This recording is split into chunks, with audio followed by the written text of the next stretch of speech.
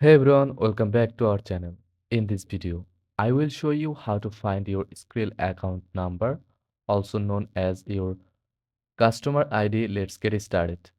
First of all, open your Skrill app or visit the Skrill website.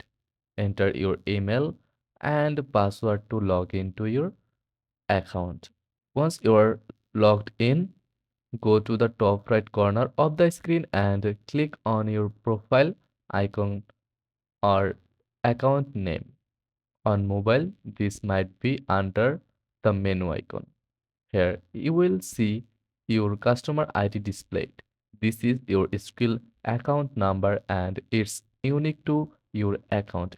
It's usually a numeric code right under your name or email address. You can use this ID for verification or whenever you need to contract skill support. And that's it. You have successfully found your Skrill account number. If this video helped you, don't forget to like, share, and subscribe for more quick guides.